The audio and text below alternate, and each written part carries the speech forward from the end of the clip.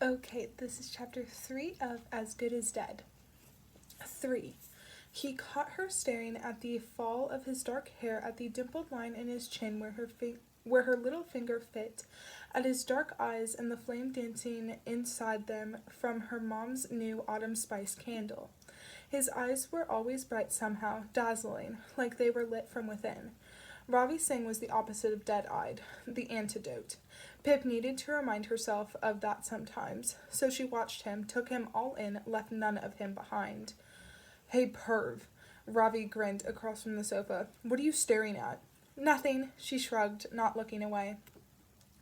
What does perv actually mean? Josh's small voice chirped up from the rug where he was assembling some unidentifiable shape out of Legos. Someone called me that on Fortnite. Is it worse than, the F word? Pip snorted, watching Ravi's face unroll into panic, his lips pursed, eyebrows disappearing beneath his hair. He checked over his shoulder toward the kitchen door where Pip's parents were clattering about, clearing up the dinner she and Ravi had made. No, it's not that bad, he said as casually as he could. Maybe don't say it though, yeah? Especially not in front of your mom. But what do pervs do? Josh stared up at Ravi, and for a fleeting moment, Pip wondered whether Josh knew exactly what he was doing, enjoying watching Ravi squirm on the spot. Ravi broke off. They watch people in a creepy way. Oh, Josh nodded, seeming to accept the explanation. Like the guy who's been watching our house? Yes. Wait, no, said Ravi. There isn't a perv watching your house. He glanced toward Pip for help. Can't help you, Pip whispered back with a smirk. Dug your own grave. Thanks, Pippus Maximus. Yeah, can we actually retire that new nickname? She said, launching a cushion at him. Not a fan. Can we go back to just Sarge? I like Sarge. I call her Hippo Pippo. Josh again. She also hates that one. But it suits you so well, Ravi said, prodding her in the ribs with his toes. You are the maximum amount of Pipness that any Pip could be, the Ultra Pip. I'm going to introduce you to my family this weekend as Pippus Maximus. She rolled her eyes and jabbed him back with her toe in a place that made him squeal. Pip's already met your family loads of times. Josh looked up confused. He seemed to be going through a new pre-11 stage where he'd had to insert himself into every single conversation going on in the house.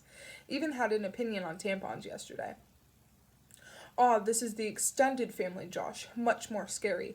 Cousins and even, dare I say it, the aunties, Ravi said dramatically, haunting the word with his waggling fingers. That's okay, Pip said. I'm well prepared. Just got to read over my spreadsheet a couple more times and I'll be fine. And also, wait, Ravi stalled, eyebrows eclipsing his eyes. What did you say? Did you just say spreadsheet?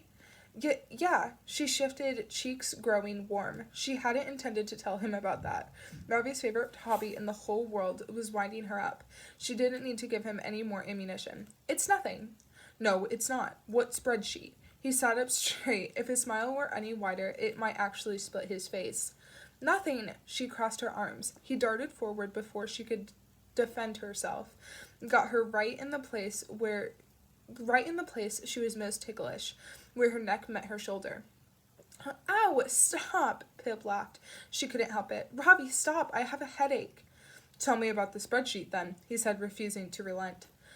Fine, she choked breathlessly, and finally Ravi stopped. It's just been making a spreadsheet to keep a record of the things you've told me about your family. Just little details so I remember.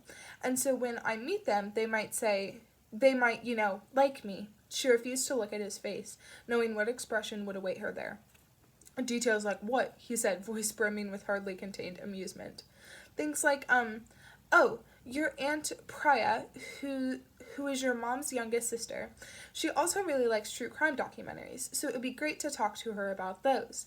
And your cousin Diva, she's really into running and fitness, so if I'm remembering right. She hugged her knees.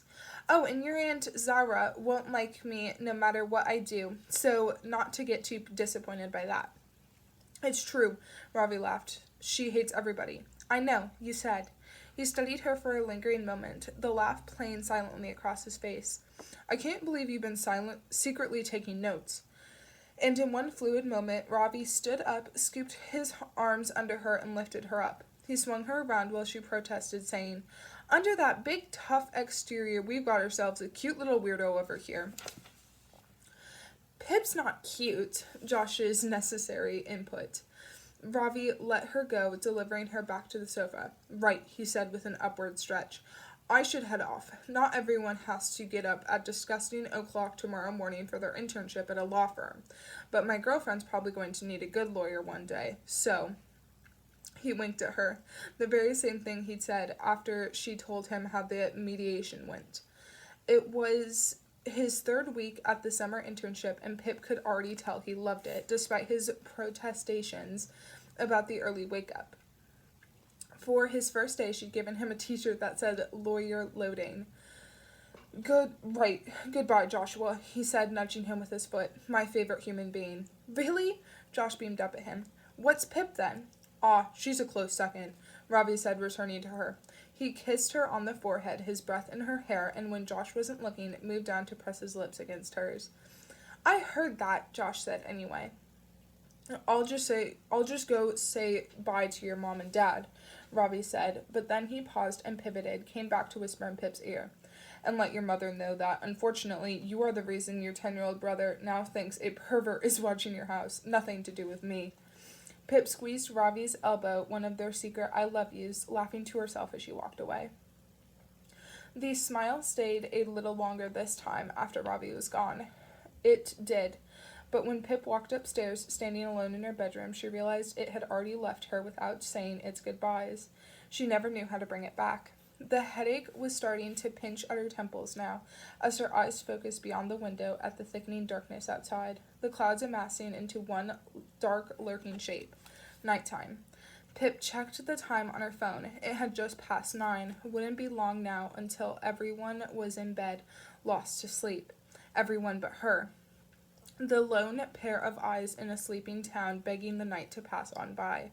She'd promised herself no more. Last time was the last time. She'd repeated it in her head like a mantra. But even as she tried to tell herself that now, even as she balled her fists against her temples to out-hurt the pain, she knew it was hopeless, that she would lose. She always lost, and she was tired, so tired of fighting it. Pip crossed to her door and gently closed it in case anyone walked by. Her family could never know, and not Ravi, especially not Ravi. At her desk, she placed her iPhone between her notebook and her bulky black headphones. She opened the drawer, the second one down on the right, and began to pull out the contents.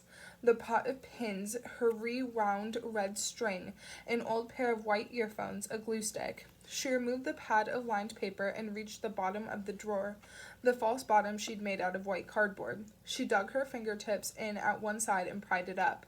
There, hidden below, were the burner phones. All 6 of them arranged in a neat line.